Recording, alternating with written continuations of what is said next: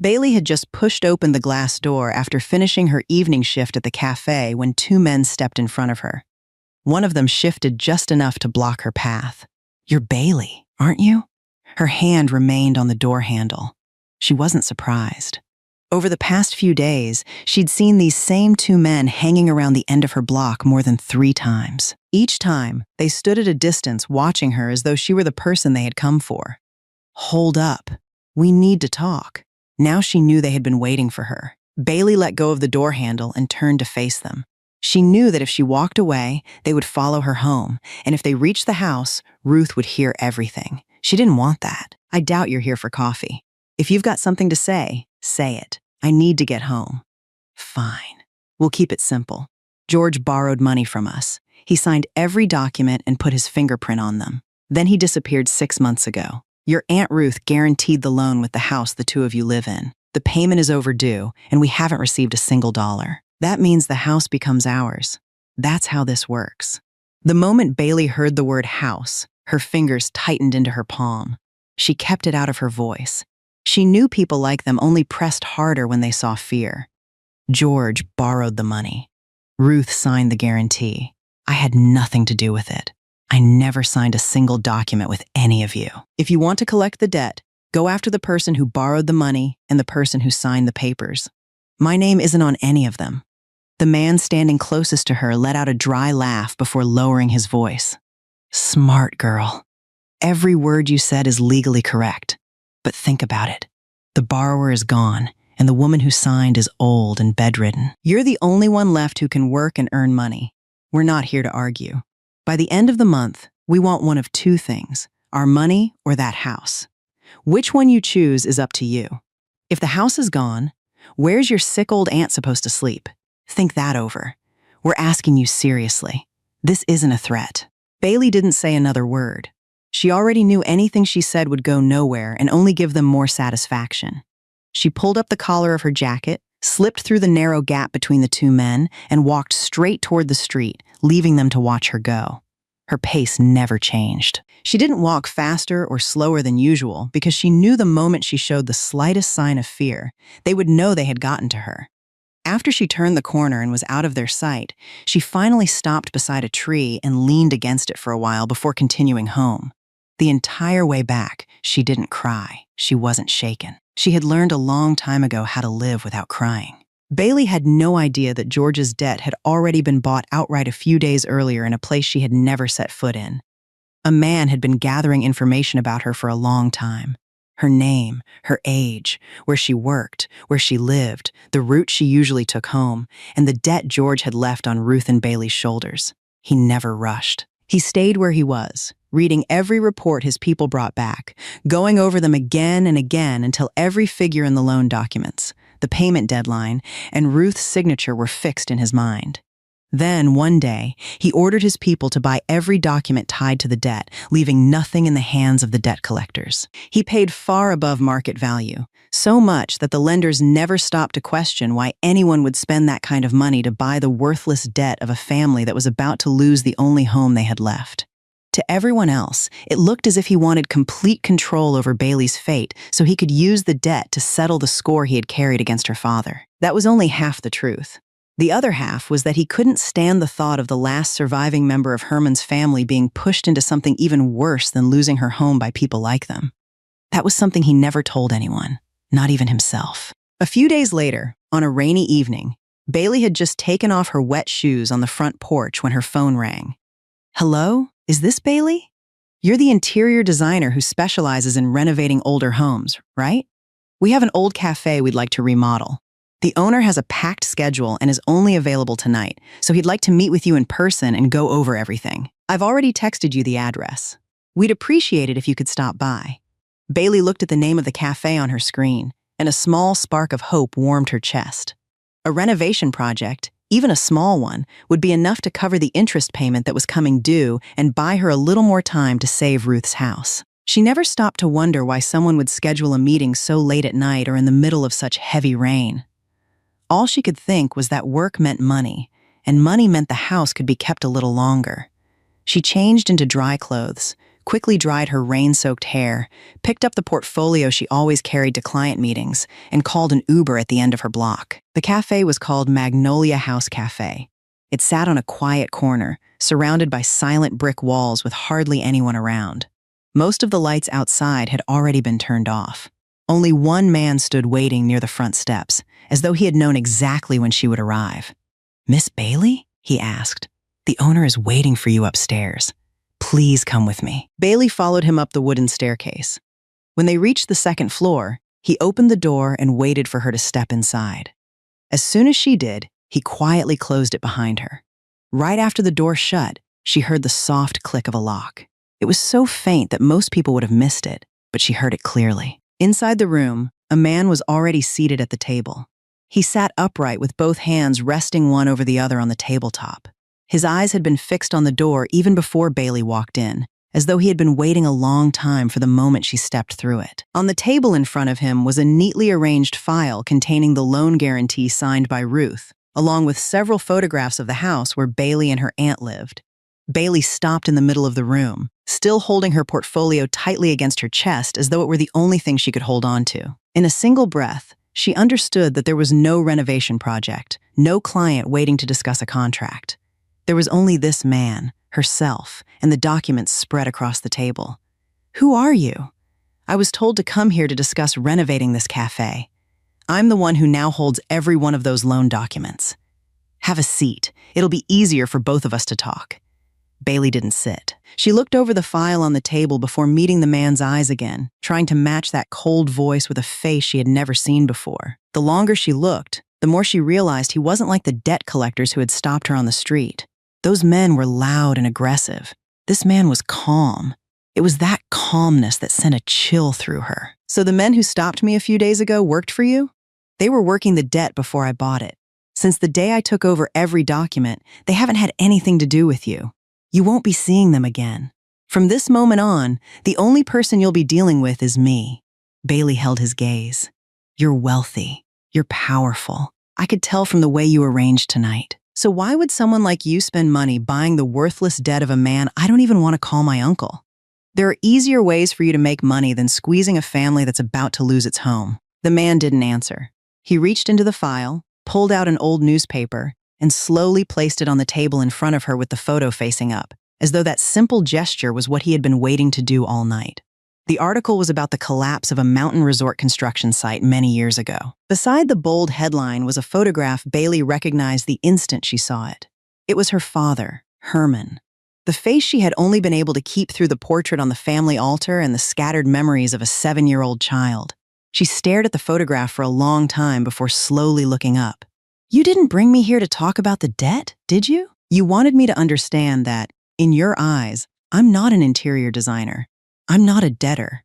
I'm only the daughter of the man you hate. You're right. If you didn't carry Herman's last name, if you weren't his daughter, I wouldn't have wasted an evening sitting here with you. That's the only reason you matter to me, nothing more." Those words hurt her more than the numbers printed on the loan documents. She realized she hadn't been brought to this room because of the work she could do or even because of the debt she owed. She was here because she was the last surviving member of a family the man sitting across from her had hated for many years, ever since she had been too young to understand what had happened to her father. "My father died a long time ago. I was only 7. Who are you still trying to get revenge on? The dead are beyond it. Once they're buried, they don't feel pain anymore. The living are different. They can still suffer. That's what makes them worth making pay." Bailey looked at him as if she couldn't believe what she had just heard. She had never imagined there could be someone who found satisfaction in another person's pain, someone who took pleasure in making others suffer. It disgusted her. She set her portfolio on the table and let both hands fall to her sides. After holding his gaze for a long moment, she spoke again. "I'll admit it. I don't know the whole story about what happened back then. I was too young, and afterward no one was willing to tell me what really happened. People only pointed at me and called me the daughter of a killer. But let me ask you one question. If one day you found out my father wasn't the man you've believed he was all these years, how would you give back everything you've taken from me?" The man said nothing. The silence stretched between them, and that silence told Bailey everything she needed to know. He didn't care about the truth. He had never gone looking for it. All he needed was someone to carry the weight of everything he had buried inside himself for all those years. A moment later, he slid another set of papers across the table. It was a contract, already printed and marked everywhere she was expected to sign. This is the agreement for the design and renovation of my family's estate, along with our resort development project. You'll stay on site for the entire construction period to oversee the work. You won't be living anywhere else. If you walk away before the project is completed, you'll be responsible for the penalty stated in the contract, and the agreement will automatically be extended to match the project's schedule. Sign it, and I'll hold on to George's debt. No one will touch Ruth's house. Refuse, and tomorrow morning every one of those loan documents goes back to the people who had them before. After that, whatever happens is your problem. Bailey picked up the contract and read it line by line. The farther she read, the more clearly she understood that this wasn't a job. It was a cage built out of paperwork. Once she stepped inside, getting back out would be almost impossible. If she refused, Ruth would lose the house before the month was over. Every clause was another steel bar. Every highlighted signature line was another lock. And the man sitting across from her knew that better than anyone. You call this a contract, but both of us know this isn't a normal agreement between a client and a designer. You're using an old woman's house to force me to move into yours. You're making me live under the same roof as someone who looks at me like I'm the enemy. Call it whatever you want, he replied. A cage. A sentence. It makes no difference to me. There's only one thing I want. He looked at the signature line. Your signature. He rose from his chair, walked around the table, and stopped just close enough that Bailey had to lift her chin slightly to look at him. Even that distance had been carefully measured. Before you sign, take off your coat. Put your scarf on the chair. Bailey froze for a brief second. At first, she didn't understand what he meant. Then it hit her. Heat rushed to her ears, and her hands clenched. What are you trying to do? I didn't come here so you could treat me however you want. I'm not going to touch you, he said. You can relax. I just want you standing in front of me with nothing left to hold on to, so you understand what it feels like when every way out has been taken from you.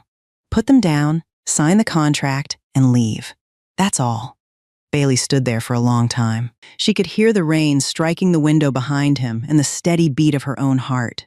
She knew exactly what he was doing. Every step had been planned. He never laid a hand on her, yet he still made her feel stripped of every bit of dignity. He looked at her as though she were something he owned. Do it. His voice was cold and flat. Bailey flinched. Tears filled her eyes. Or would you rather I help you? The corner of his mouth lifted slightly as one finger tapped against the tabletop. A chill ran through Bailey. She looked at him with hatred and helplessness, then slowly raised her hands and removed the scarf from around her neck, placing it beside her bag. Next came her coat. It slipped to the floor, forming a small pile at her feet. When she was done, she stood there with her body drawn in on itself, both arms wrapped tightly around herself. Her hair fell forward, covering most of her face and shoulders. She lowered her head and fixed her eyes on a single floor tile beneath her feet, tracing the lines in it over and over because she couldn't bring herself to look up. She knew that if she met his eyes one more time, she wouldn't be able to hold herself together. She remained where she was, her slight frame shaking in waves. Her breathing came unevenly. The rain outside, the sound of her heartbeat, everything blurred together behind the tears. The strong smell of coffee mixed with another scent she found unbearable, filling the locked room and trapping her where she stood. It became a place she would never dare remember again. Even by accident, the memory would make her recoil. After a long time, she finally found the courage to speak. You wanted me to stand here like this so I'd see that I have nothing left, didn't you? Fine, I'm standing here. But listen carefully. If my father really was guilty the way you believe, he's been dead for years. You can't take revenge on someone who's already buried, so you came after me instead. But if my father was innocent, then tonight you're taking revenge on the daughter of an innocent dead man. And I'm certain of one thing. You'll remember this night far longer than I ever will. Jakari paused. For the briefest instant, something in his eyes shifted, as though a crack had appeared in something he had sealed away long ago. But he didn't let himself stop. He quietly pushed the pen toward her until it rested across the signature line. Sign it. Talking won't change anything. Bailey picked up the pen. Her hand no longer shook. She understood that shaking wouldn't change anything, and she refused to let him see any more fear. She lowered the pen, signed her name in one firm stroke, set the pen back on the table, and straightened up. "It's done. Now you have exactly what you wanted from me. I expect you to keep your word. Don't let Ruth lose her house." She picked up her coat, her bag, and her scarf, holding them tightly against her chest as though they were the last pieces of herself she still had. Then she walked out of the room on the second floor. When Bailey stepped out onto the front porch, she stopped for a second and drew in a deep breath. She felt as though she had left part of her dignity behind in that room upstairs, a part she wasn't sure she would ever get back. A car had already been waiting at the curb. The driver stepped out and opened the rear door for her. The moment she got in, the car pulled away without asking where she wanted to go. Her destination had been decided long before she signed the contract. The car passed through rain-soaked streets before turning onto a quieter road lined with high walls. It finally stopped in front of the gate of an old mansion. The man from the cafe was already there. Bailey didn't know when he had arrived. He stood close behind her as she walked through the iron gate, close enough that she could hear him breathing. Inside the house, an elderly woman sat at the table with both hands wrapped around a cup of hot water. A file lay on the table, bearing the last name Herman. The instant she saw Bailey, all the color drained from her face. The cup slipped from her hands and shattered across the floor. "No, no. Don't let anyone from Herman's family into this house. Get her out. Get her out right now." She repeated the same words over and over. Her voice shook as both hands gripped the edge of the table, as though she was afraid she might collapse. Her eyes were fixed on Bailey, yet it was as if she were looking through her at someone from a distant past. Bailey stood motionless in the middle of the room. She couldn't step forward, and she couldn't make herself turn back. For the first time in her life, she saw someone terrified of her family name to that extent, terrified enough to drop the cup from her hands. Jakari stepped forward and stopped behind her. He leaned closer and spoke quietly beside her ear. "Now you've seen it for yourself. You've seen what your family left behind for mine." The next morning, Martha knocked on Bailey's door. "Miss Bailey, are you awake?" "Mr. Jakari said you should start work first thing this morning. I left your breakfast on the table outside. Once you're finished, please meet him in his office on the second floor." Bailey nodded after hearing her. She got out of bed and folded the thin blanket on the wooden bed in the small room at the end of the hallway. The room she had been given was neither a guest room nor part of the servants' quarters. It was somewhere in between, just like the place she occupied in this house after arriving the night before. She stepped into the hallway.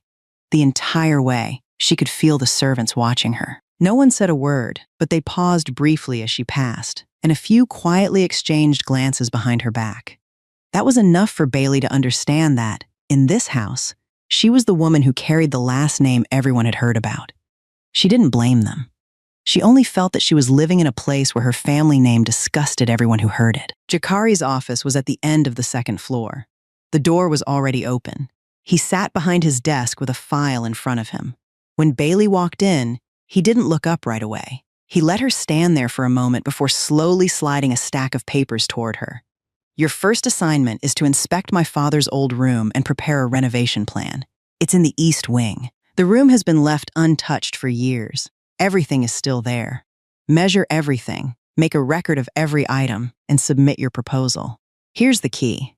Bailey took the key but didn't move. "I'll do the job, but I want to ask you something first. Am I going into that room as the designer you hired, or as something else you haven't said out loud?" "Go inside," Jakari replied. "You'll understand soon enough. There are some things you have to see for yourself. Telling you now would be pointless." Bailey walked to the East Wing and unlocked the door that hadn't been opened in years. Inside, the room still carried the traces of a man who was gone. It felt as though its owner had only stepped out for a while and would return at any moment. A suit hung neatly on the rack, faded with age as though it were still waiting for someone to wear it. A desk clock sat on a cabinet with its hands frozen at a particular hour. She would later learn it was the exact time the accident happened. Old newspapers about the resort construction collapse lay across the desk. Nearby were photographs from a funeral and yellowed construction blueprints rolled up in the corner. Right in the center of the desk, where no one could miss them, were several newspapers already open to the pages that blamed Herman. His photograph appeared beside the headlines. Bailey stood there looking at those articles for a long time. She knew they hadn't been placed there by accident. Jakari wanted her to walk into this room every day and read the verdict passed on her father. He wanted her to work surrounded by the traces of the man who had died because of what he believed Herman had done. But she didn't run away, and she didn't lower her head to accept guilt on her father's behalf. No one had ever proven that guilt to her. That afternoon, while she was measuring the room, Jakari stopped at the doorway. He looked at the newspapers on the desk before turning to her. "You've read all of them, haven't you? Every day you work in this room, you'll read those same articles again." Bailey looked back at him. "You can make me read those newspapers every day. You can leave them in front of me from morning until night. But you can't make me believe my father was a bad man just because you've believed that for so many years. You have no right to talk about the truth when your father signed the inspection report that left my father buried under that collapsed building. If one signature were enough to convict someone, no one would need a courtroom anymore. I'm not saying my father was innocent because I don't have the evidence to say that, but I won't accept his guilt just because you want me to." Jakari said nothing else. He remained at the doorway for another moment, watching her lower her head and continue writing down her measurements. Then he turned and walked away without another word. One afternoon, while Jakari was out, a crew arrived to inspect the ceiling and walls of the East Wing before the renovation began. As one of the workers started drilling into the wall, the sound echoed through the hallway. Bailey was taking notes inside the room when she heard movement next door, followed by the voice of an older woman. At first, it was faint, then it grew louder with panic. Bailey rushed over and found Hazel curled up in the corner. Both hands were clamped tightly over her ears. Her body shook, and broken words stumbled from her mouth. Her eyes were wide open, fixed on something that wasn't there. "It's collapsing. It's all collapsing. Stop drilling. Stop. Everything's going to come down." The servants stood around her, unsure what to do. None of them dared move closer because they knew she often failed to recognize anyone during episodes like this. Bailey turned to the worker. "Stop drilling. Turn off every machine. I need complete silence." The drilling stopped. The room fell quiet. Only then did Bailey kneel beside Hazel. She lowered herself until they were at the same level without reaching out to touch her. Her voice was slow and gentle, the way someone would comfort a frightened child. "It's quiet now. Listen carefully. The noise is gone. Nothing is collapsing. Everything is still. I'm right here with you. Take your time." Little by little, Hazel lowered her hands from her ears and turned to look at Bailey. Still caught in the memory, she suddenly reached out and gripped Bailey's hand tightly. Her voice broke as she whispered, almost to herself, "Herman came back. He came back. He didn't run away. He came back." Bailey went still. Her father's name had just come from the mouth of the woman who had panicked at the sight of her family name the night before. This time, it wasn't spoken with hatred. It came with a completely different sentence, one that contradicted everything printed in the newspapers lying on the desk. Bailey didn't fully understand what she had just heard, but she knew those words didn't fit the story people had believed about her father for all those years. She didn't ask another question. She simply let Hazel keep holding her hand until she had calmed down. Jakari returned home at that moment. One of the servants had called to tell him his mother was having another episode, so he headed straight for the East Wing. When he walked into the room, he saw Hazel leaning against Bailey, still holding her hand, her breathing calm again. He stopped at the doorway. For that brief moment, he looked at the woman carrying Herman's last name differently, not as someone who deserved to pay for the past, but as someone who knew how to sit beside another person's pain, someone who could calm another human being with nothing more than her voice instead of power. He didn't say a word. He simply walked over to help his mother. As he reached for Hazel, his hand brushed Bailey's by accident. Both of them paused for an instant. Bailey quietly pulled her hand away and walked out of the room. The next day, Zendaya arrived at the house. She walked through the front hall with the ease of someone returning to her own home. When she saw Bailey carrying a stack of blueprints from the East Wing, she stopped, looked her up and down without saying a word, then gave her a faint smile. Bailey recognized her immediately as Jakari's wife. The servants lowered their heads as she passed and addressed her with the respect reserved for the lady of the house. But Bailey noticed something else. There was none of the closeness she would have expected between a husband and wife living under the same roof. Instead, there was a distance between them that felt cold and unmistakable. Since Bailey had arrived, this was the first time Zendaya had appeared, and she guessed the two of them had been living separate lives for a long time, holding on to nothing more than the title of husband and wife on paper and in public. "You're the new designer working for Jakari, aren't you?" "Yes. I'm in charge of renovating the room in the East Wing. Come a little closer. Let me get a better look at you." "I'm sorry, but I still have work to do. I shouldn't stay too long." Bailey was about to leave when Zendaya stopped her. "Why are you in such a hurry? Talking to me for a few minutes won't hurt. Don't misunderstand me. I don't make a habit of giving people who work for Jakari a hard time. I just want to know one thing. What kind of woman is spending every day beside my husband?" Bailey felt a chill as she listened to her calm voice. "I don't want anyone to misunderstand me either. I didn't come to this house because I wanted to. I'm here to do my job. Once it's finished, I'll leave." Zendaya smiled. "That's a good answer. Smart people know how to protect themselves. I like people who know where the line is." After saying that, she gave Bailey a slight nod and walked farther into the house, leaving Bailey standing there with the uneasy feeling that she had just been seen through by someone she still knew nothing about. That evening, while Bailey was cleaning up in the kitchen, one of the older housekeepers washed dishes beside her and lowered her voice. "You should be careful around Mrs. Zendaya.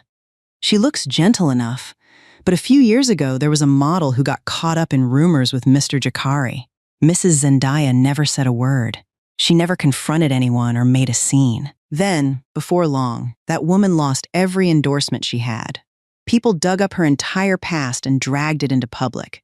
She ended up leaving both her career and the city behind. Don't tell anyone I told you this. I'm only warning you so you'll know how to protect yourself." Bailey fell silent after hearing the story. She realized that the quieter a woman was, the less anyone should underestimate her. Silence didn't mean doing nothing. Sometimes it meant preparing for something much bigger. A few days later, Zendaya hosted a small dinner at the house and invited several longtime business associates.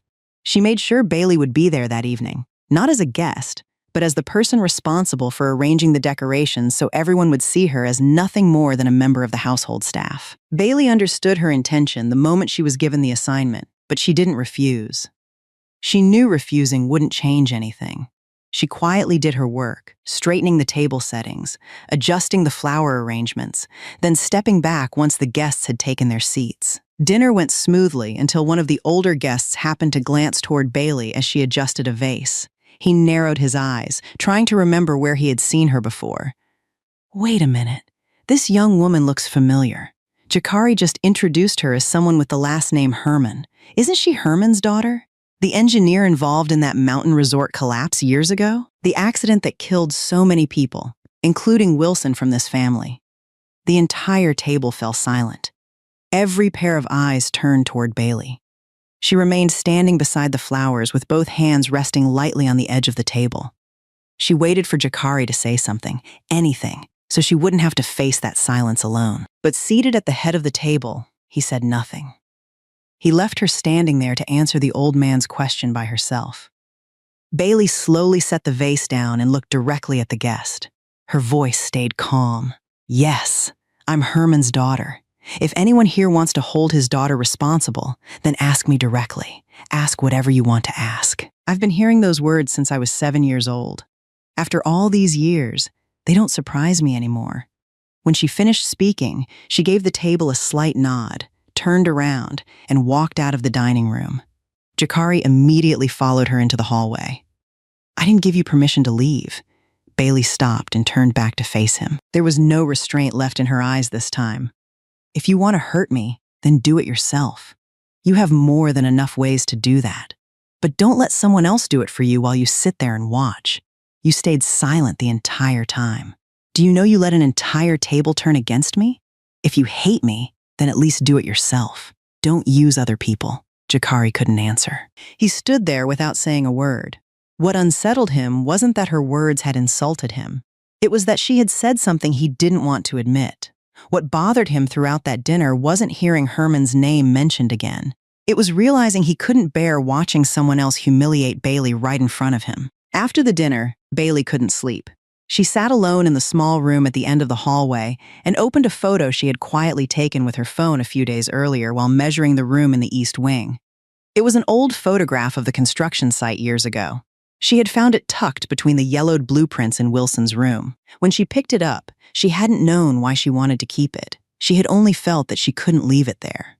Now, sitting alone in the middle of the night, she held the photo in front of her and studied it for a long time. She looked at the unfinished structure that had buried her father beneath its ruins. She realized that if she continued living in that house as someone already carrying the blame, lowering her head every day to face the verdict passed on her father, she would die without ever learning the truth. There was no way she could reopen a case that had been closed for 20 years by herself. She was only an interior designer, trapped inside another family's home because of a debt. She needed someone who knew how to uncover things that had been buried for years. Only one name came to mind: Niles. She searched through an old contact list until she found his number, one she hadn't called in 5 years. She held the phone for a long time before finally pressing the call button. Years earlier, when she had been forced to put her studies on hold to work, support Ruth, and deal with the first debt George had left behind, Niles had been the person she was closest to at school. He had been 1 year ahead of her and had graduated before she left. They had stayed in touch for a while after she dropped out, but when her life reached its darkest point, he hadn't found the courage to ask her to stay or give her something to hold on to. Little by little, they had both allowed the distance between them to grow until they lost contact completely. She wasn't calling him today because she missed those years. She was calling because she had no one else to turn to. Bailey? My God, it's really you? It's been so many years without a single word from you. When I saw your number, I honestly wasn't sure I believed it. I'm sorry for calling you out of the blue. I know it's been a long time, and I don't have the right to suddenly appear and ask you for help. But something has happened, and I think you're the only person who can help me. The line went quiet for a moment before his voice became more serious. Tell me what's going on.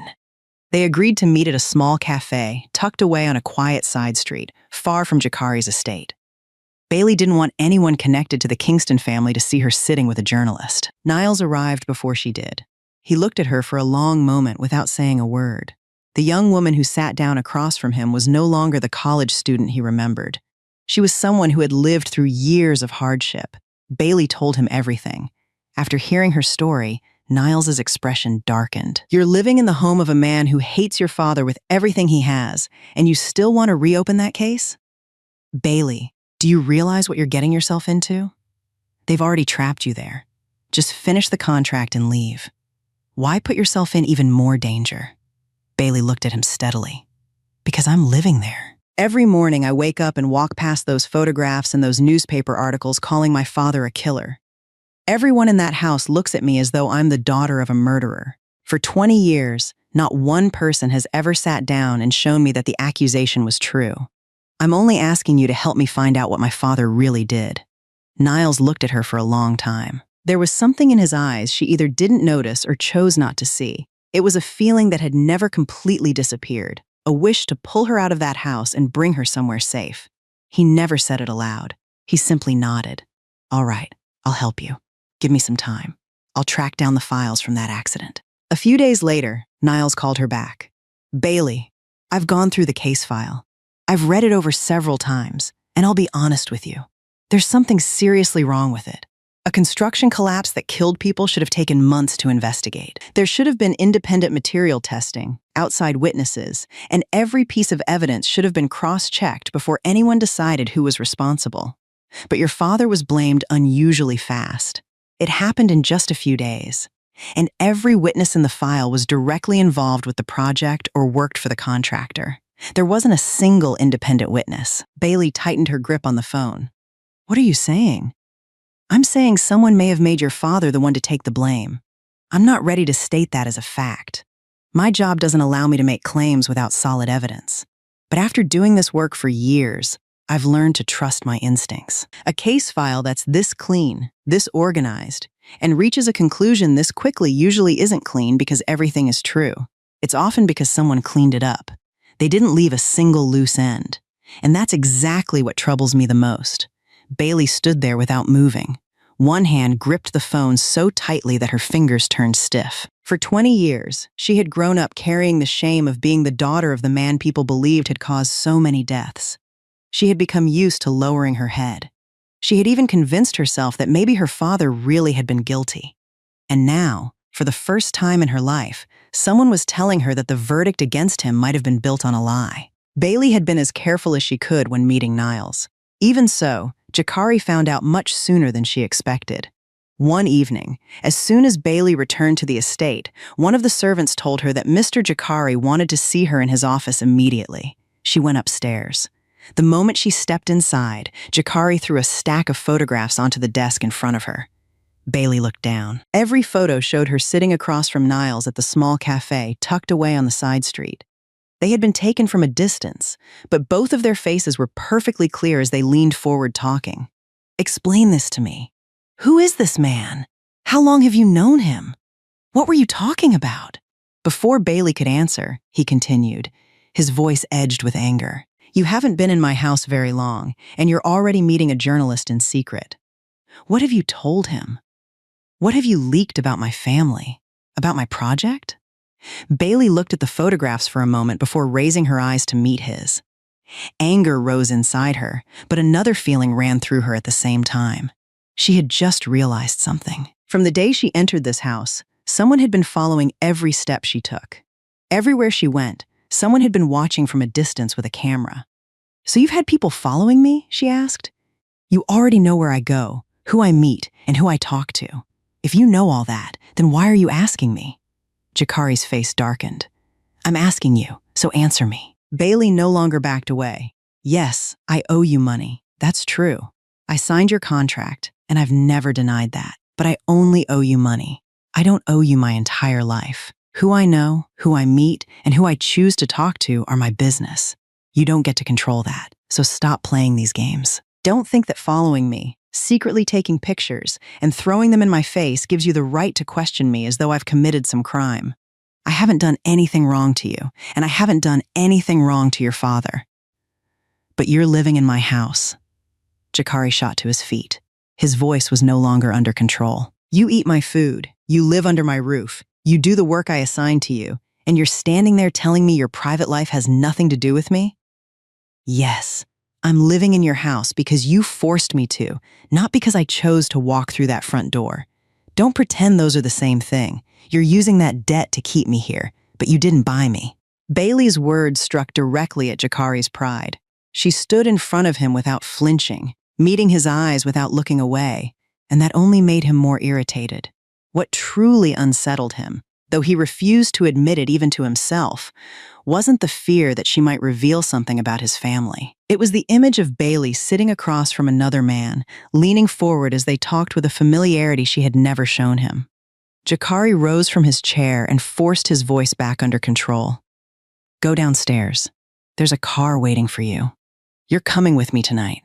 Bailey assumed he was finally letting her visit Ruth after weeks away from home. She got into the car, rested her head against the window, and watched the rain-soaked streets slip past without asking where they were going. After a while, something felt wrong. This wasn't the road leading to Ruth's house. The car turned onto a quiet street instead, a street she had driven through once before on a rainy night. As the familiar brick walls came into view one after another, she realized exactly where they were taking her. A chill spread through her body. She straightened in her seat, and both hands slowly tightened into fists. The car slowly came to a stop in front of the cafe.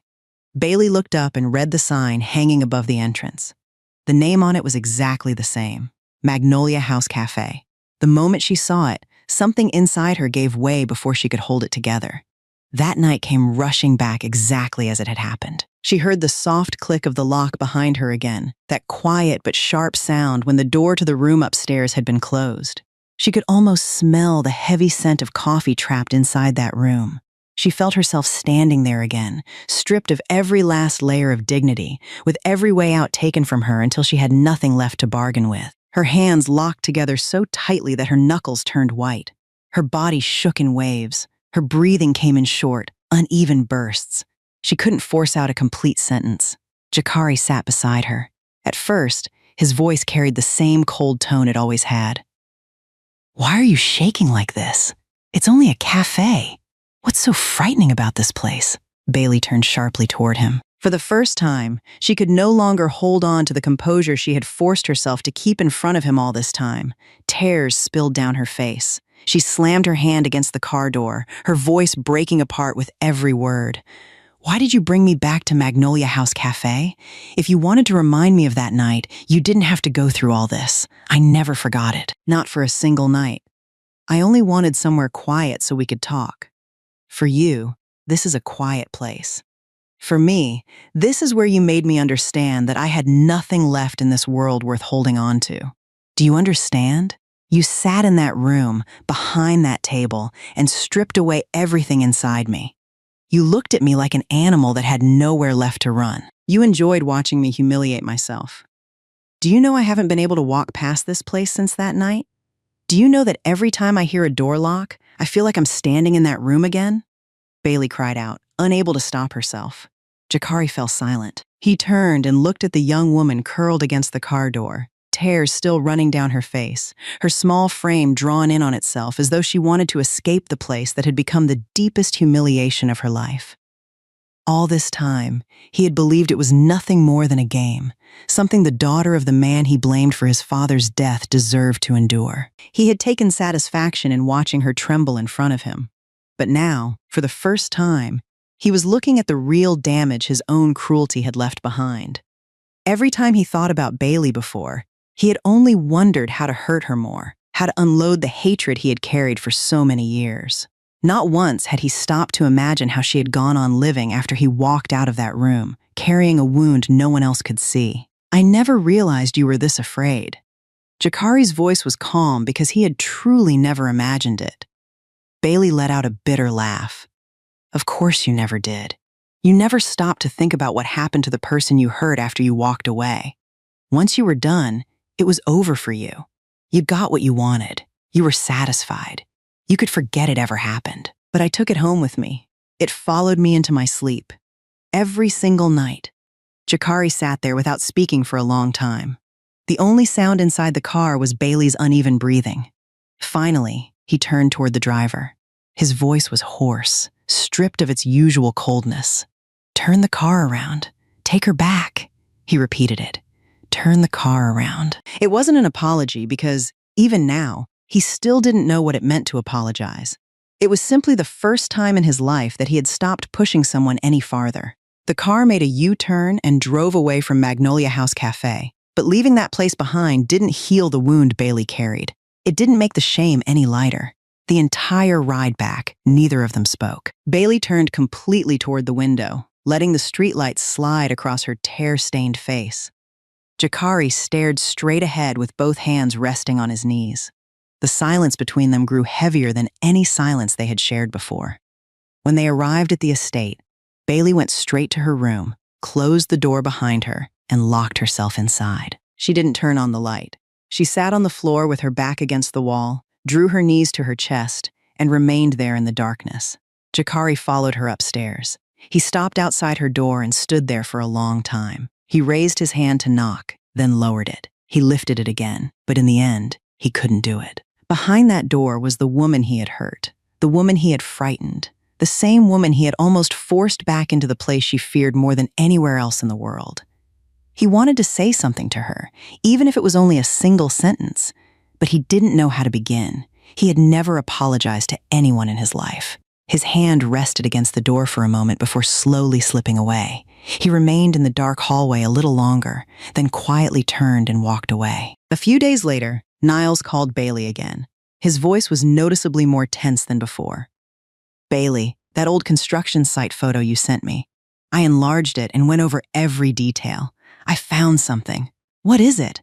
"In the bottom corner of the photo, there's a construction sign. Most of the logo is covered, but I spent days comparing it with old records. I finally figured out what it is. It belongs to one of Eric's companies." Bailey frowned. "What does Eric have to do with my father's case?" "That's exactly what's strange. I went back through every publicly available document related to the collapse, page by page. Eric's companies aren't mentioned anywhere, not once. But his company's logo is right there in the photo taken at the construction site. Do you understand what that means?" Bailey stayed silent. "It means Eric was connected to that project. Someone erased every trace of his companies from the official records. When someone was involved in a project and their name disappears that completely, one of two things happened. Either they deliberately hid themselves, or someone powerful made sure they disappeared. Bailey stood motionless, her hand tightening around the phone. Eric's name echoed over and over in her mind. Then, for the first time, a connection began to form. Jakari's wife on paper was Zendaya. Zendaya's father was Eric. If Eric had been involved in the construction project that buried her father, and someone had erased his name from every document, then perhaps Zendaya and her father had never been people standing on the sidelines the way Bailey had always believed. Maybe they had been part of the story from the very beginning. That night, Zendaya came upstairs and stood at the end of the second-floor hallway for a long time. Through the narrow opening of the office door, she watched Jakari sitting behind his desk with Bailey's blueprints spread out in front of him. She had been his wife for 8 years. She had stood beside him in front of countless cameras and attended more formal dinners with him than she could remember. Yet not once had she seen him look at anything that belonged to her with the same expression he was giving those drawings. What frightened Zendaya wasn't that Bailey was trying to take her husband away. If Bailey had openly chased him or fought for his attention, she wouldn't have been afraid. She knew exactly how to deal with that kind of woman. Bailey wasn't doing any of those things. She simply kept working in silence and endured everything placed in front of her, yet Jakari was the one who had begun turning toward her on his own. A woman who has to fight to keep her husband can still win. But when a man starts walking toward another woman without being asked, that's something no one knows how to stop. Zendaya found herself remembering the day she entered this house 8 years earlier. After Wilson died in the construction collapse, the Kingston family's company had struggled through one crisis after another. The harder they fought to survive, the deeper they fell. Nearly 8 years ago, when the company stood on the edge of bankruptcy and creditors had already begun closing in, her father, Eric, stepped forward with the final investment that saved them. But Eric had never given anything away for free. His money came with one condition: the marriage between her and Jakari. At the time, Jakari was 28, and she had just turned 24. He agreed to the marriage not because he wanted to marry her. He didn't love her, even though he knew she had loved him for years. His mother was seriously ill, the shareholders were pressuring him every day, and he had no better way to save the company his father had left behind. He married her, but it felt as though he had signed a business agreement to rescue a company on the verge of collapse rather than begin a life together. On their wedding night, he told her everything without trying to soften the truth. "I can give you my name. I can give you the place of my wife in front of everyone else. But I can't promise you my love because it's not something I have to give. You should understand that now, so you won't resent me later." Zendaya had been young then. She believed love could grow over time. She believed that if she were patient enough, gentle enough, and devoted enough, one day this man would finally turn around and look at her. She chose to stay quietly by his side. She believed he would eventually return her feelings. But nearly 8 years had passed, and that day had never come. In front of the media, she was the perfect wife. Elegant, composed, always appearing at the right moment and saying the right things. But once the doors closed, her husband had never reached for her, much less given her his heart. She knew every one of his habits. She knew rainy weather always gave him headaches. She knew he never drank coffee with sugar. She knew he treated his father's watch like something sacred and never allowed anyone to touch it. She remembered every detail. What hurt the most was that he had never needed her to remember any of them. A few days later, Zendaya hosted a large media event at her own residence. Reporters and well-known figures from the business world were all invited. She insisted that Jakari appear beside her, standing shoulder to shoulder in front of the cameras, maintaining the image of the powerful couple both families had spent years building. She wasn't doing it just for the media. She had another purpose. Bailey was brought to the event as well. She watched Zendaya linking arms with Jakari as they stood together before a wall of flashing cameras. The wife wore a perfectly measured smile, while the husband showed no expression at all. A reporter stepped toward Zendaya and held out a recorder. "Mrs. Zendaya, there have been rumors lately that Mr. Jakari has been paying a great deal of attention to a new member of the household staff. Are you jealous?" Zendaya smiled without the slightest hint of discomfort before answering calmly. "A woman who truly belongs where she is doesn't need to be jealous of someone who's only there temporarily. A place that's truly yours lasts." Someone who's only passing through will eventually leave. Bailey stood quietly in a corner and heard every word. She knew that answer was meant for her, and she knew Zendaya was fully aware she was standing there. Niles was also attending the event as a journalist covering the story. He spotted Bailey from across the room. When she stepped out onto the balcony for some fresh air, he followed, carrying his light jacket. "It's windy out here. Put this on." He held it out to her. "I've been watching you stand in there all evening. You look cold." Bailey accepted the jacket. "Thank you, but you don't have to worry about me. I'm used to standing alone in places like this." Niles looked at her quietly. "You're always saying you're used to it. But getting used to enduring something doesn't mean you have to keep enduring it alone." At that moment, Jakari looked toward the balcony from inside the house. He saw Niles standing close to Bailey, and he saw his jacket resting over her shoulders. Something flared inside him before he even understood what it was. He walked straight outside, grabbed Bailey by the wrist without saying a word, pulled her into a private room nearby, and shut the door behind them. "What's going on between you and that reporter? Why do I keep seeing him wherever you are? What exactly is he to you?" Bailey met his eyes. "You don't have the right to ask me that. You have a wife. She was just standing beside you in front of hundreds of cameras. You can't stand next to her 1 minute and drag me in here the next to question me about another man. I'm not talking about my marriage. I'm asking about you, and I'm answering you.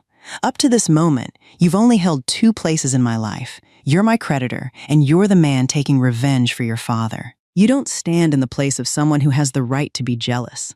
And even if you are jealous, you don't have the right to turn that jealousy into another sentence for me."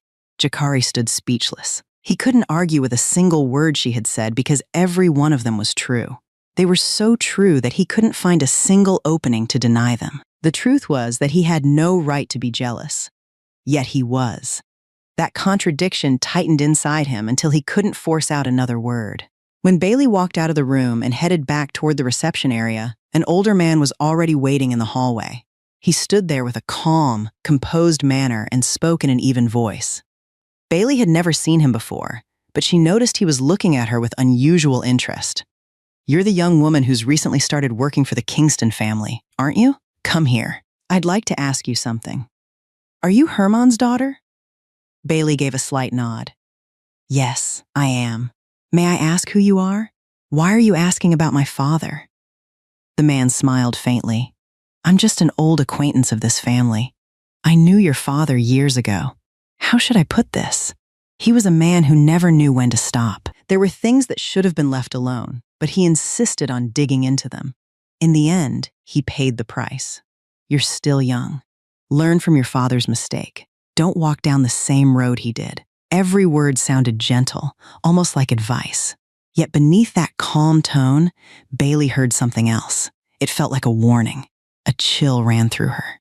She had the unmistakable feeling that this man knew far more about her father's case than he was willing to say. For years, Hazel's condition had kept her away from every gathering involving the 2 families. Whenever there was an occasion like this, the family always had someone take her back to her room beforehand so she would never have to face Eric. Her health couldn't handle it. But that evening, because of a brief mistake by one of the caregivers, Hazel was brought into the reception area and happened to walk past the very spot where Eric was standing. She stopped. For one rare moment, her mind became clear. A fragment of memory buried for many years suddenly surfaced and joined itself to the face of the man standing in front of her. Her whole body began to shake. She slowly raised one trembling hand and pointed straight at him. Her voice cracked. "That man. I remember now. It's him. He was there that day. At the construction site. He was there. I remember. I'm not mistaken. He was there." The family hurried over at once and gently led her away. Everyone nearby assumed it was only another episode of confusion from an elderly woman whose memory had long been failing. But it wasn't confusion. It was a real memory. It had risen from the past during one brief moment when her mind became clear again, revealing another missing piece of the truth Bailey had been searching for, even though Bailey herself wasn't there to hear it. By the time the reception ended, Bailey had already left. As soon as she stepped outside the estate gate, she found Zendaya waiting alone. A light rain was falling. Zendaya held out a thick envelope. There's enough money in here for you to leave this place, pay off your aunt's debt, and start over somewhere no one knows who you are. Bailey looked at the envelope. Why are you giving me this? Take it and leave, Jakari. Leave that house. This is my goodwill. I don't want things to go any further than they have to. Bailey took the envelope from her hand, but instead of putting it away, she tore it open right in front of Zendaya. The bills scattered across the rain-soaked pavement. I'm poor. That's true. Poor enough that I had to sign that contract to keep my aunt from losing her house.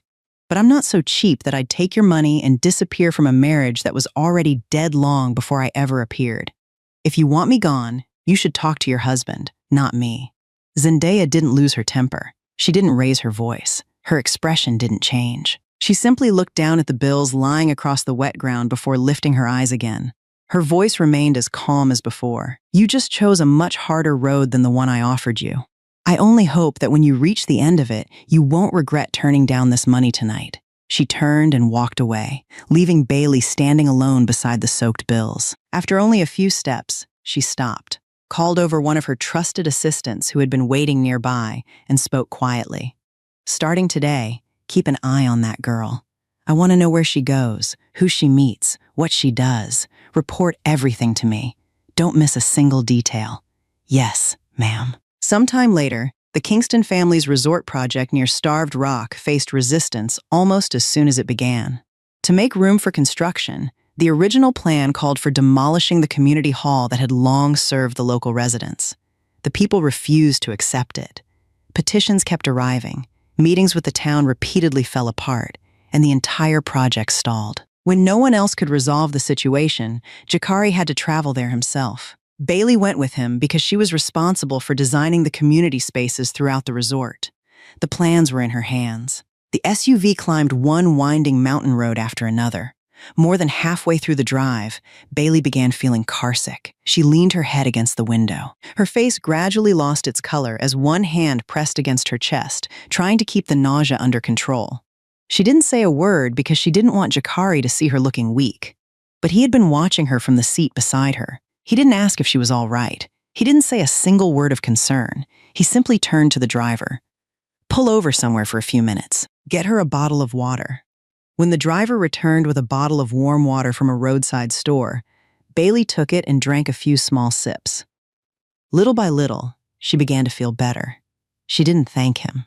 She simply turned back toward the window.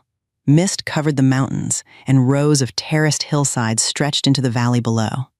Jakari watched her for a while before speaking. His voice carried a trace of irritation, though something else was mixed into it.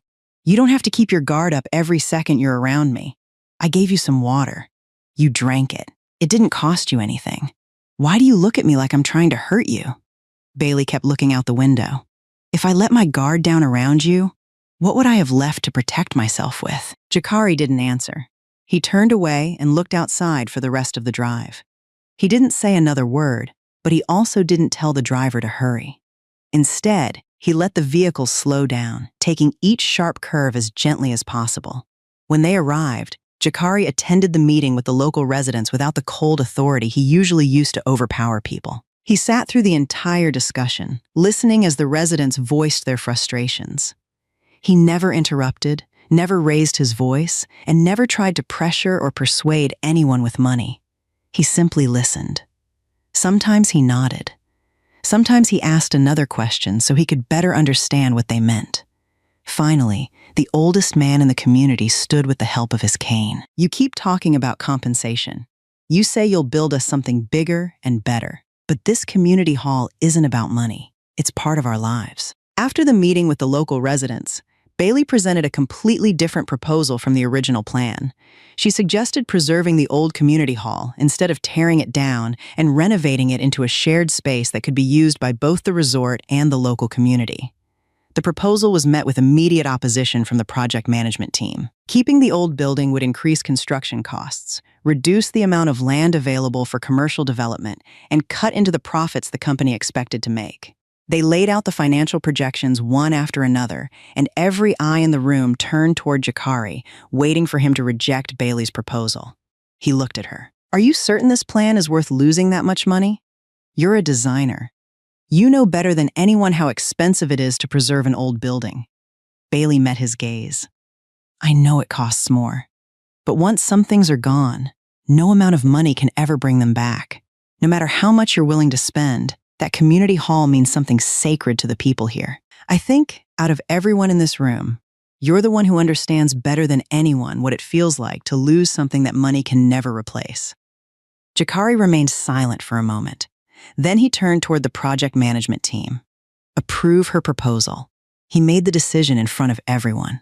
He openly placed his trust in Bailey's judgment and publicly stood behind her on one of the project's biggest decisions. The site survey for the community area had to be carried out that evening. After dark, Bailey and the engineering team headed up the mountainside to take measurements. That night, heavy rain poured without stopping.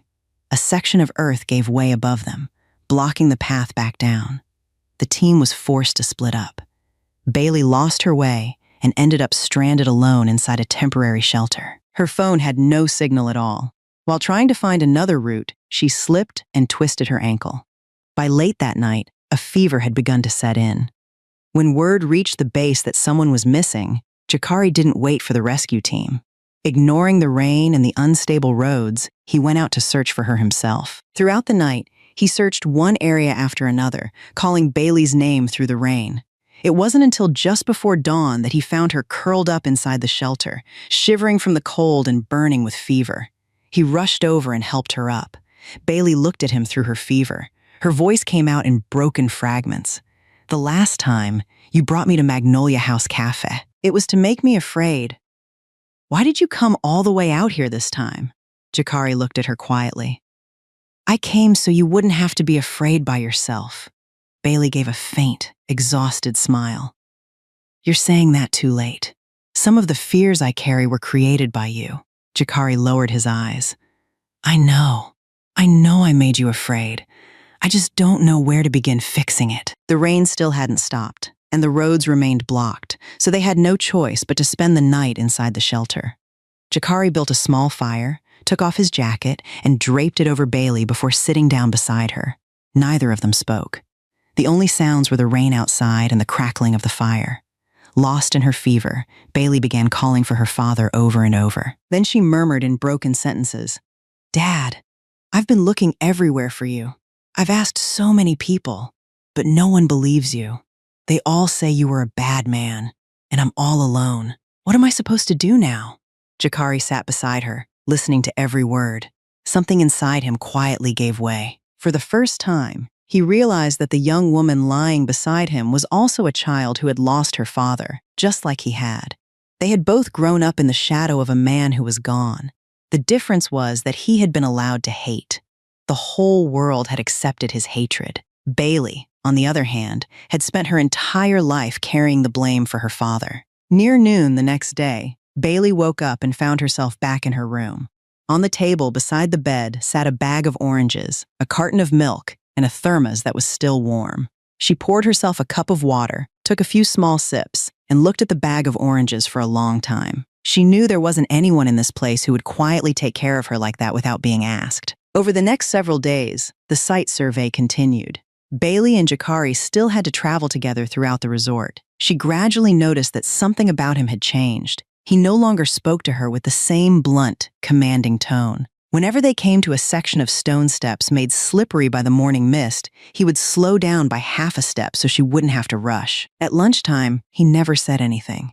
He simply pushed the bowl of hot soup closer to her before turning to continue his conversation with someone else, as though he hadn't done anything at all. "You don't have to do these things for me."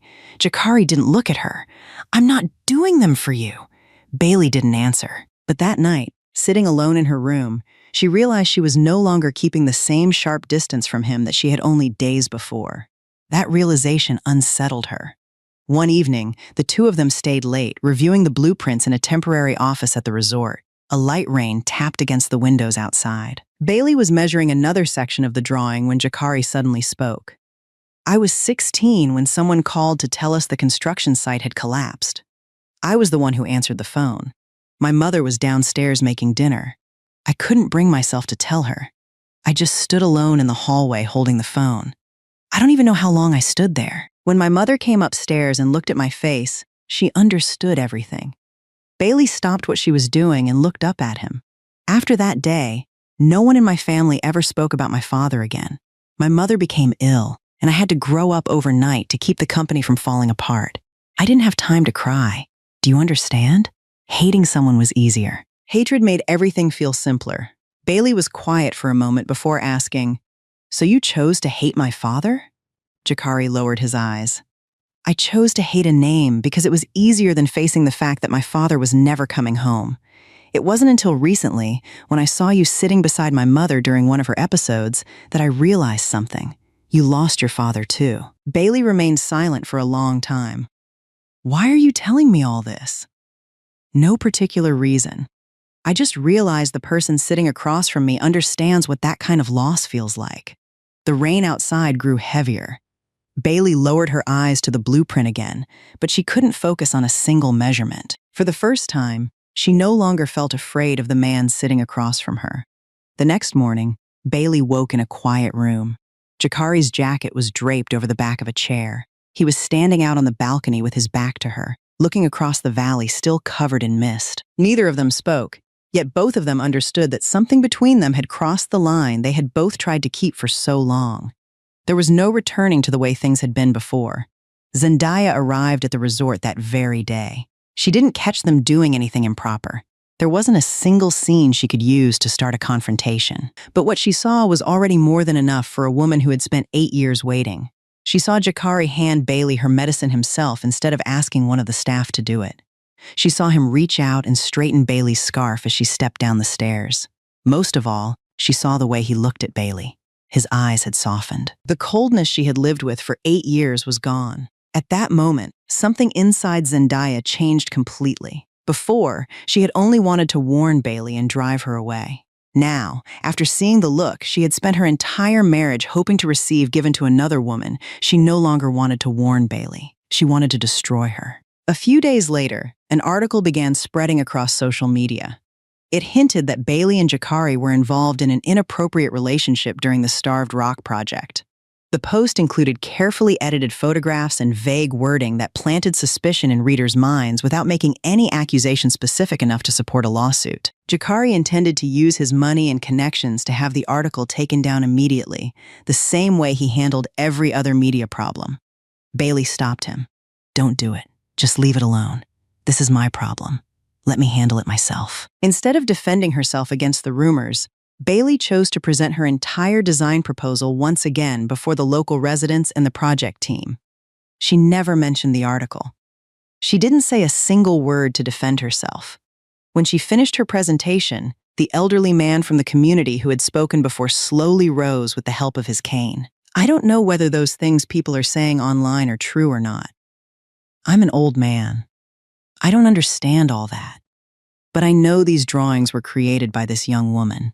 She designed them for the people in this community.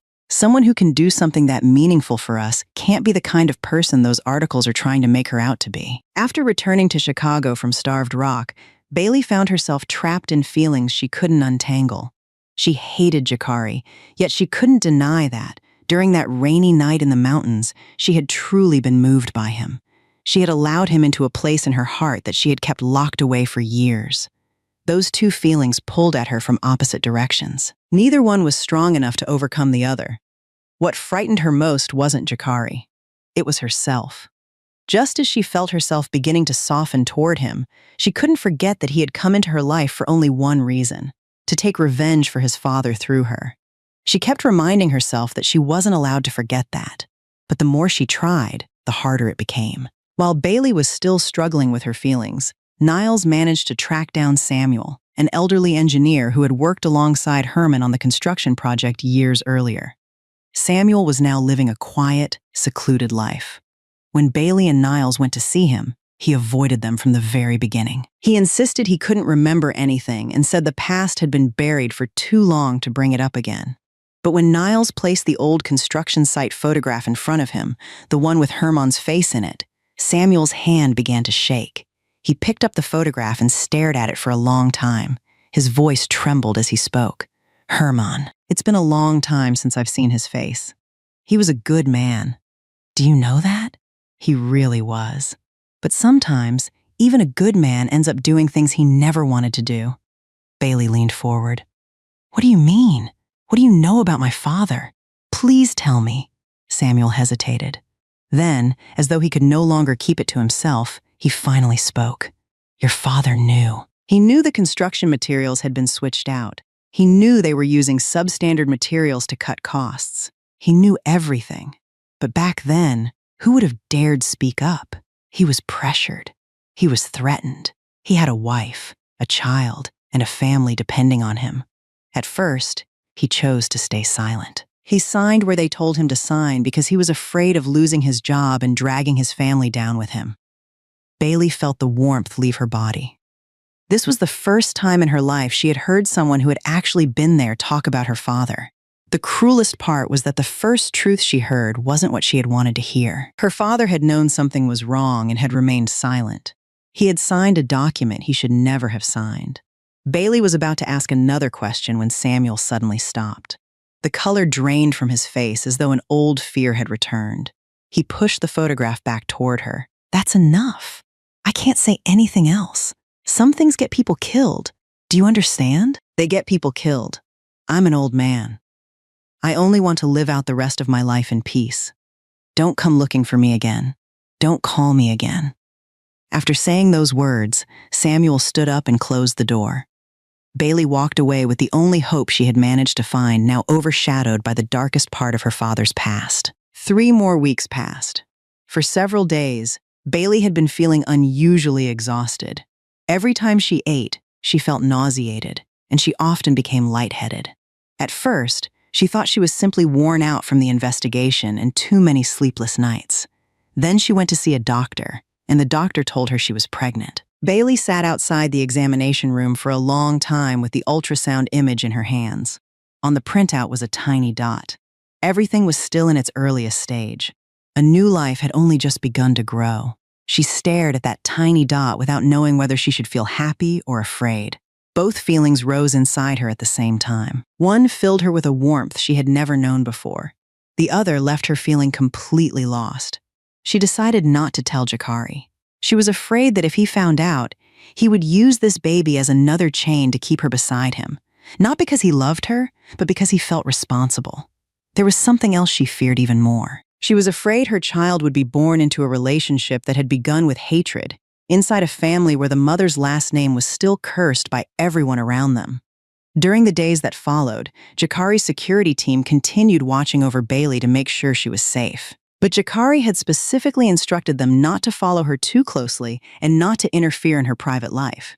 Because of that, none of them knew she had gone to the doctor, and Jakari remained completely unaware of the pregnancy.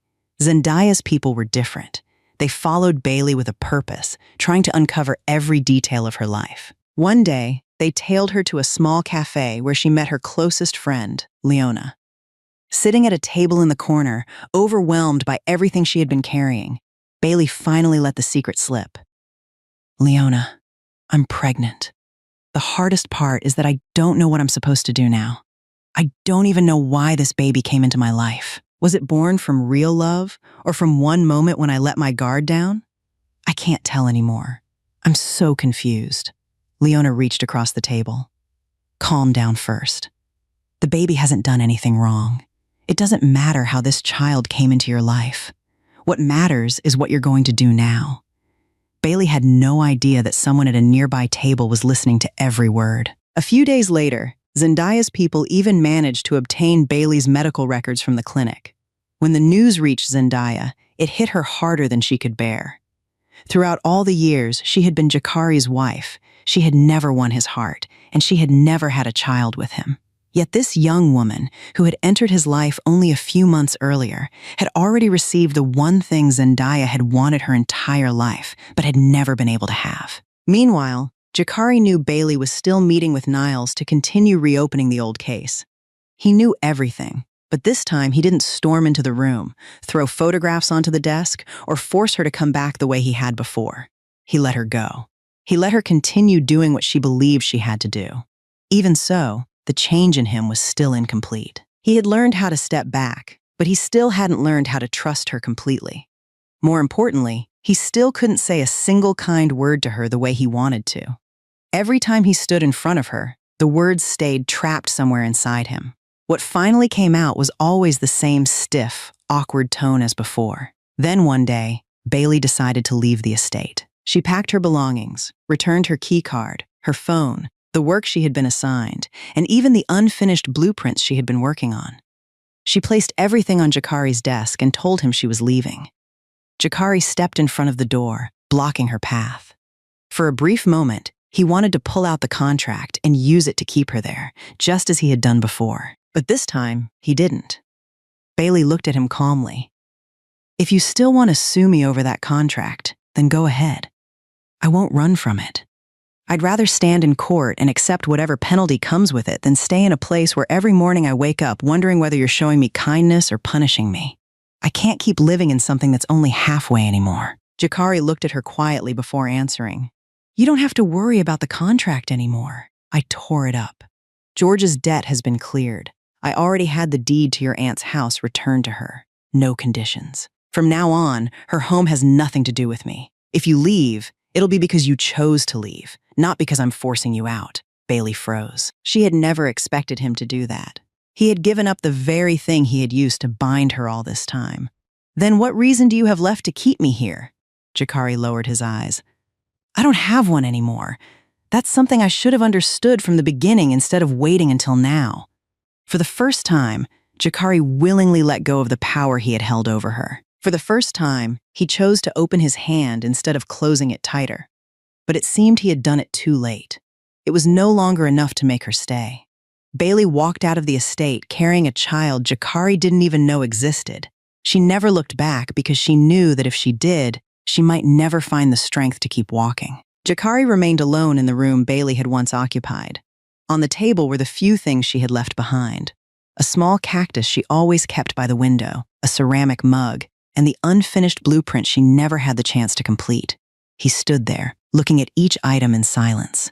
Hazel walked in and stopped behind him. During one of her rare moments of clarity, she looked at her son and asked softly, "Are you about to lose another person?"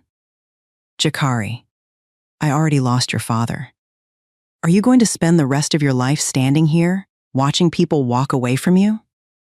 Jakari couldn't answer. He stood there without finding a single word to say to his mother. Bailey moved into Leona's apartment for the time being. She supported herself with freelance design work during the day. At night, she and Niles continued following every remaining lead in the old case. The pregnancy left her far more exhausted than before. Some days, after only a short time at her drawing table, her head would begin to spin and cold sweat would cover her skin. Even so, she kept hiding it. She told no one except Leona. For several nights in a row, she couldn't sleep. Every time she closed her eyes, she dreamed of the old newspaper headlines and her father's face. Over the past few days, a dull pain had begun coming and going in her lower abdomen. She kept ignoring it, telling herself it was only because she had been working too hard. She had no idea that her body was growing weaker with each passing day. Meanwhile, Jakari quietly reopened the investigation into the case from 20 years earlier. He took the original inspection documents to a forensic examiner and placed them in the hands of experts, asking them to examine every detail. The results left him speechless. They told him that Herman's signature on the final inspection report, the very document used to convict him, showed signs of forgery. The handwriting did not appear to have been written by Herman himself under normal circumstances. That wasn't the end of it. Jakari also tracked down the man who had been Wilson's driver on the day of the collapse, the man who had driven him to the construction site that morning. The elderly man stared at Jakari for a long time before gripping the doorframe. "You're Mr. Wilson's son, aren't you?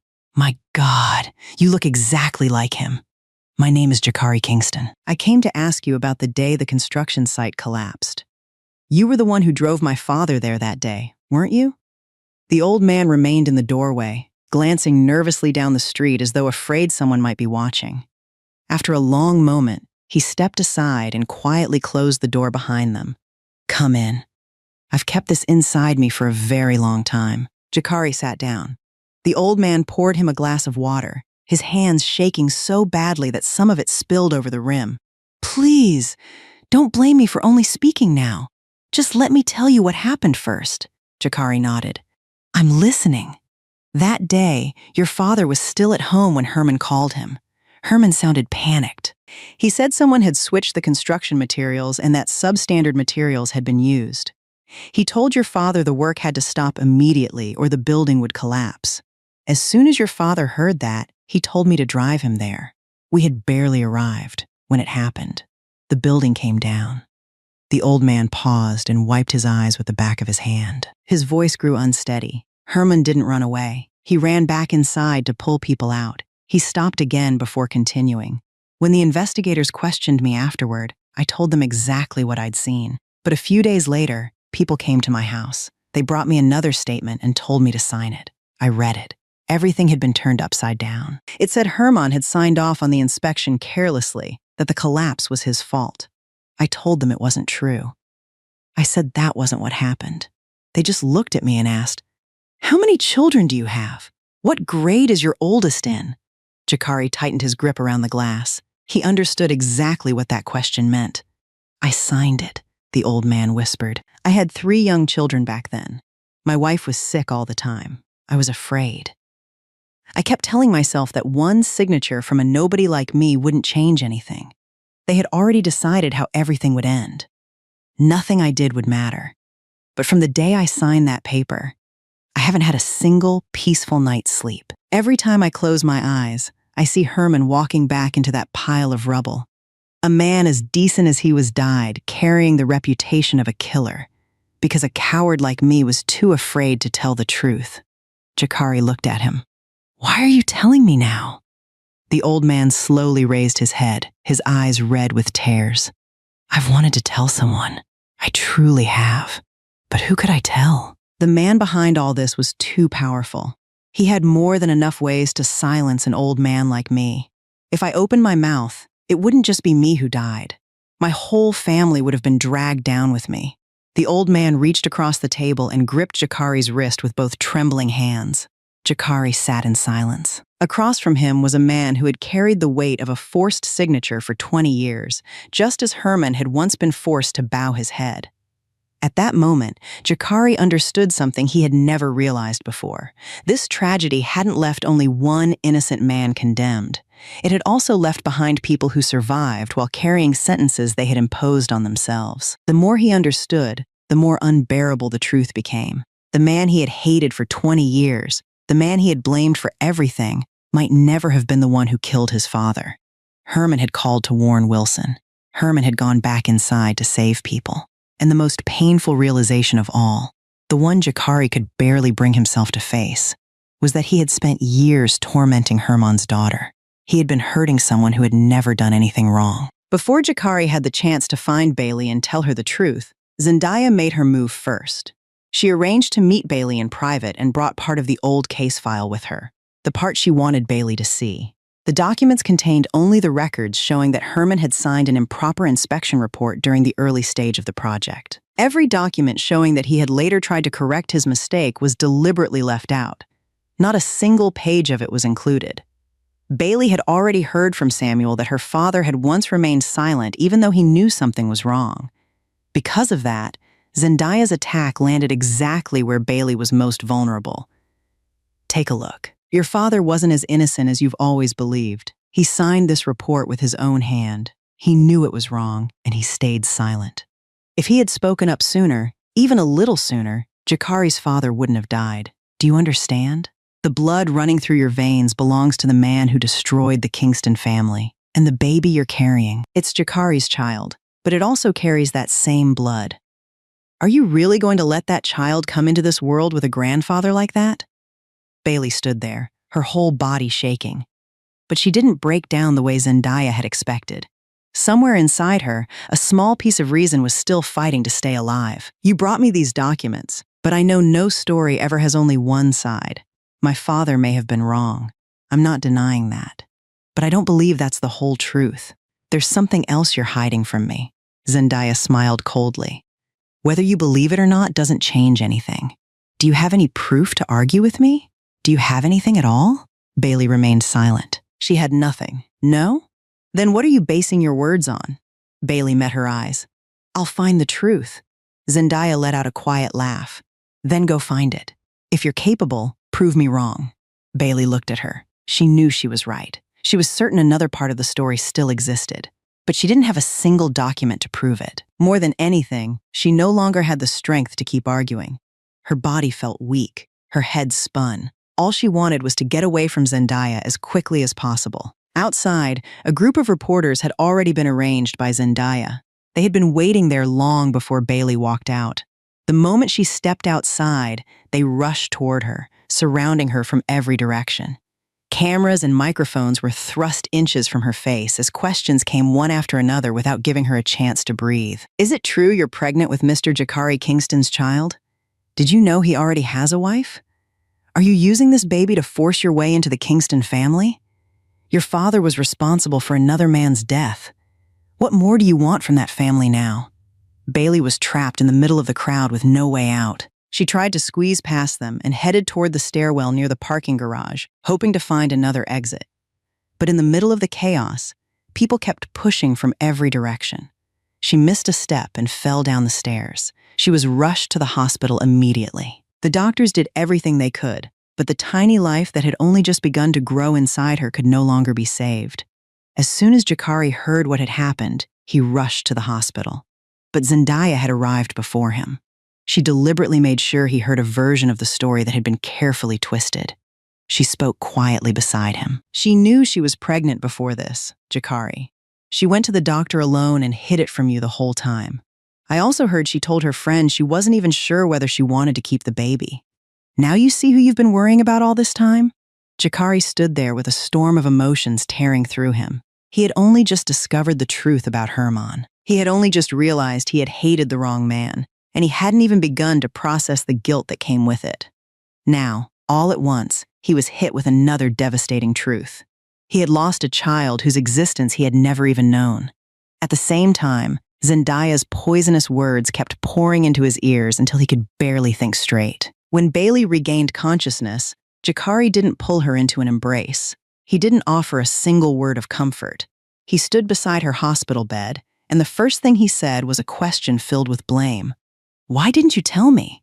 That was my child, too. You let me find out that our baby existed only after it was already too late to save. Bailey looked at him. When did you start remembering that the baby was yours? After we lost it? Or only when you needed another reason to accuse me? Jakari's voice grew heavier with pain. Did you hate me so much that you didn't even want to keep our child? Was it because the baby was mine? Before Bailey could answer, Jakari stepped closer to the bed. His eyes were bloodshot. Answer me. Do you hate me that much? So much that you couldn't even spare a child who hadn't been born yet? Bailey stared at him in disbelief. What are you talking about? Jakari's voice broke as he forced out one last question. Answer me. Did you deliberately get rid of our baby? Bailey looked at him. Her lips trembled, but no words came out. The question was so unreasonable that she didn't even know where to begin. She remained silent. But inside Jakari's mind, already clouded by grief and guilt, that silence became a confession. His hand rose before he even realized it. The slap sent Bailey's head turning sharply to one side. Her hair fell across half her face. She didn't cry out. She stayed like that for several long seconds before slowly turning back to face him. Tears slipped quietly down her cheeks. She never said a single word. Jakari stood frozen. He stared at his own hand as though it belonged to someone else. He wanted to speak. He wanted to say something. But nothing came out. Bailey turned her face toward the wall. She didn't look at him again. Please leave. I'm tired. Jakari slowly stepped backward before turning and walking out of the room. His footsteps were unsteady, like a man who had lost his way. He got into his car and drove straight to Zendaya's house. Zendaya opened the door, still perfectly dressed and as composed as ever, as though she had known he would come. Jakari walked straight past her into the living room before turning back to face her. You planned all of this, didn't you? Those reporters were already waiting outside the parking garage. Who called them? And how did you know Bailey was pregnant? Answer me. Zendaya looked at him without changing her expression. You walk into my house without even saying hello, and the first thing you do is interrogate me? Jakari, have you really lost your composure that badly? Jakari stepped toward her. His voice exploded. Answer me. His hand tightened into a fist and rose halfway into the air.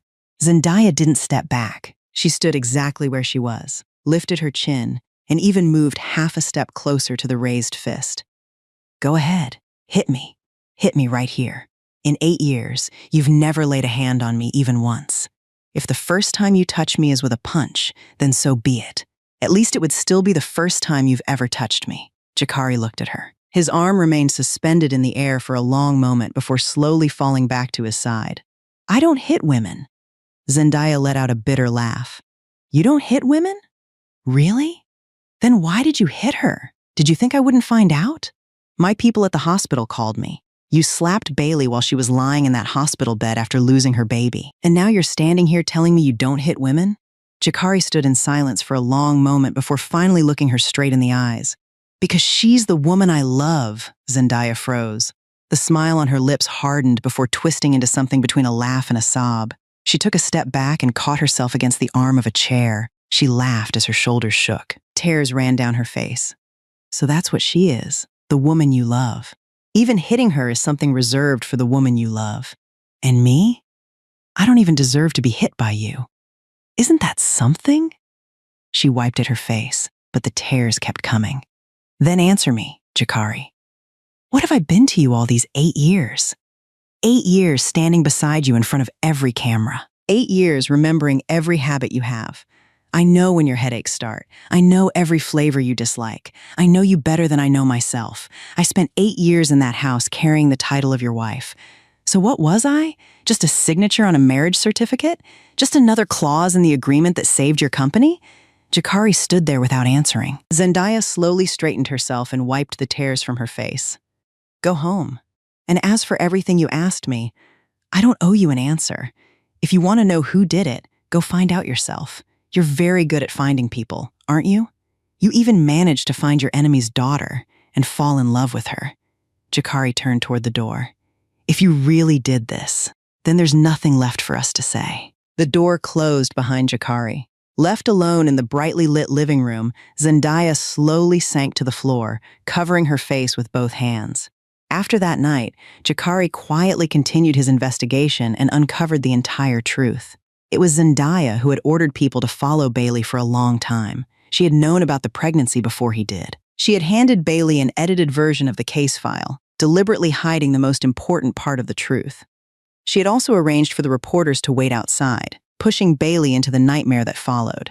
Jakari returned to the hospital to see Bailey, but she refused to see him. He knew she hated him and wanted nothing to do with him anymore, so he didn't force his way into her room.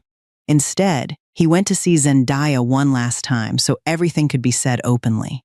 For the first time in 8 years, he told her the truth he had kept hidden all that time. The woman I love is Bailey. I'm telling you this so you'll understand that everything you've done hasn't brought me any closer to you. It has only made me fear the person you've become. Zendaya collapsed where she stood. The marriage she had spent 8 years holding together finally fell apart. I've been your wife for 8 years. Do you have any idea how long 8 years is?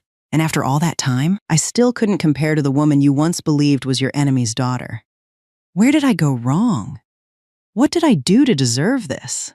Jakari looked at her quietly. I wronged you by marrying you when I didn't love you. That was my fault. I admit it. He didn't stop there. Jakari publicly announced that the Kingston Group was suspending all cooperation with Eric's company. He also officially acknowledged before the press that the investigation file from 20 years earlier showed clear signs of being falsified. Herman had been wrongfully blamed for the construction collapse. Finally, he publicly apologized to Herman's family. The decision immediately threw his company into crisis. The stock price plunged.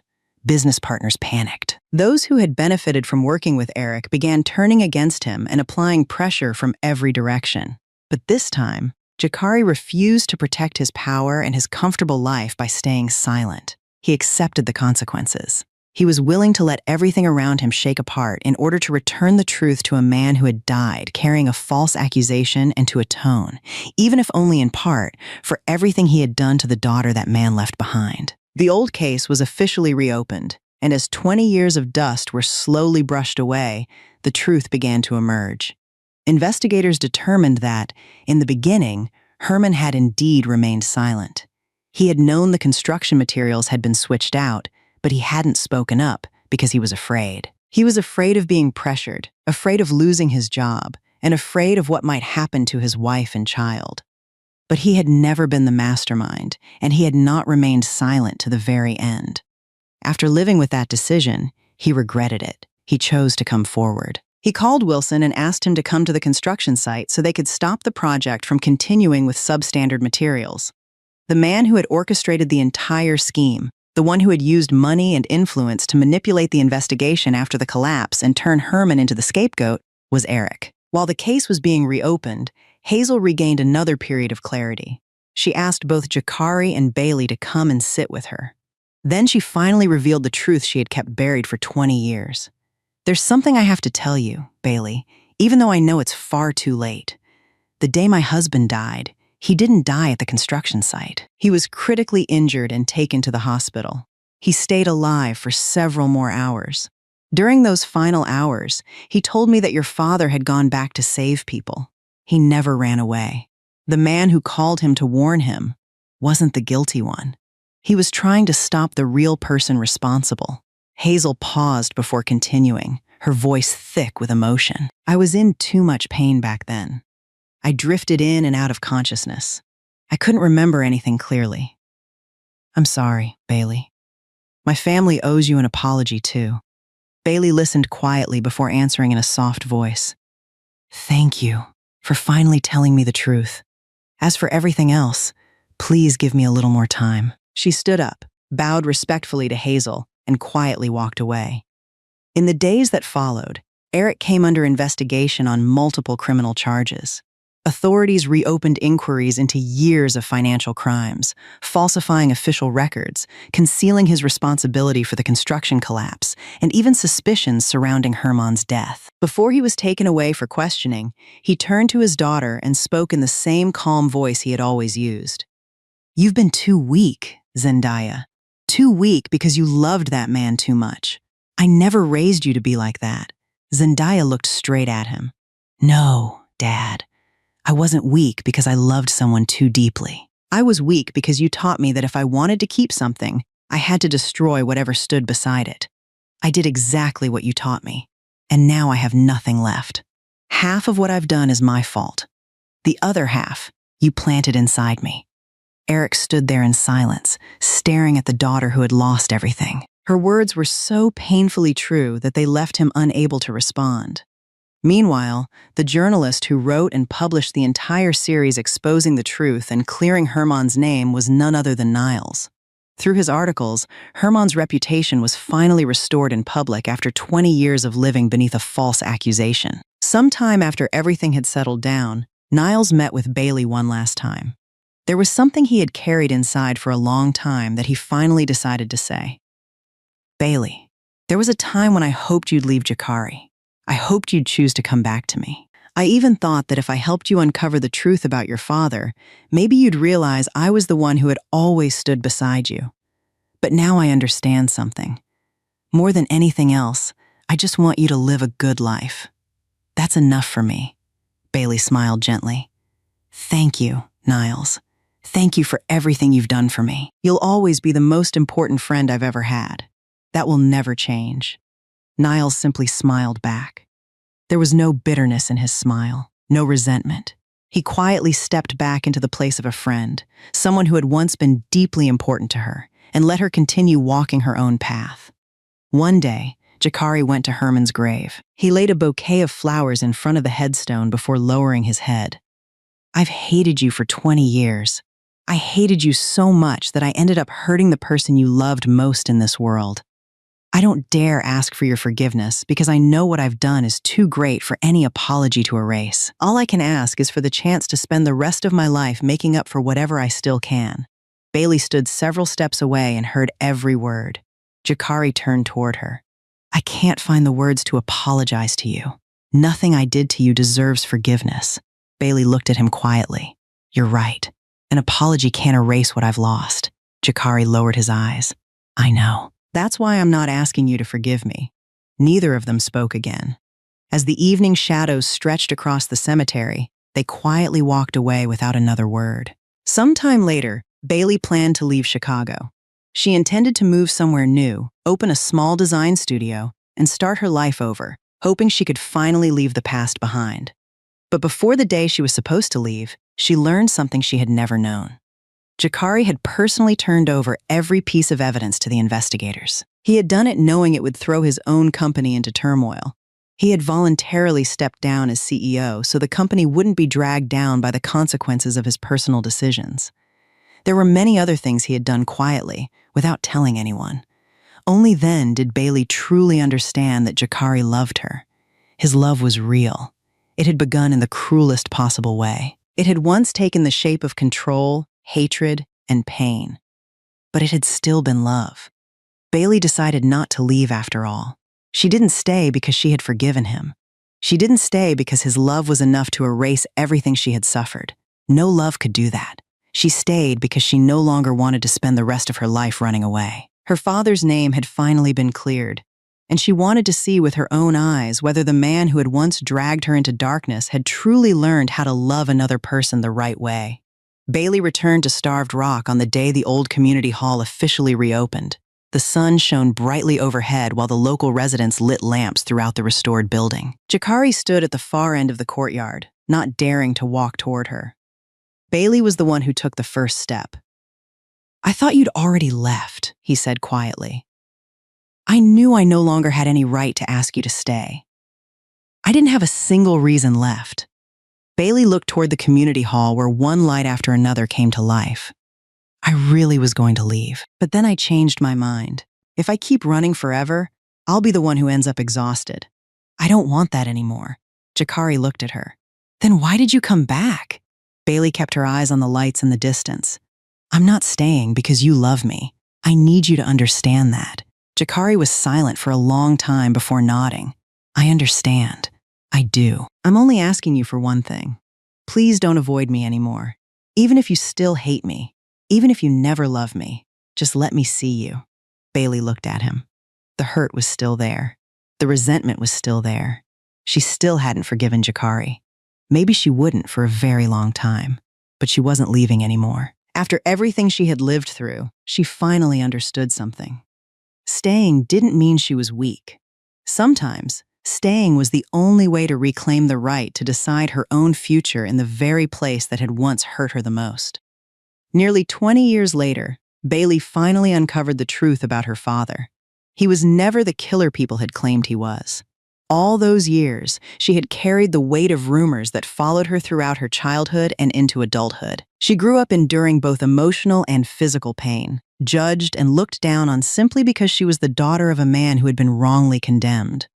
Even so, Bailey never allowed the past to change the kind of person she was. She continued to live with kindness, integrity, and an unwavering commitment to doing the right thing. In the end, those qualities forced Jakari, the man who had spent years feeding his hatred and treating her as his enemy, to face the truth and confront the mistakes he had made. Hatred had blinded him for a long time, but he eventually found his way back to the person he was meant to be. He devoted the rest of his life to making amends and trying to repay Bailey for the pain he had caused. Even so, the scars they carried after so many years would never completely fade.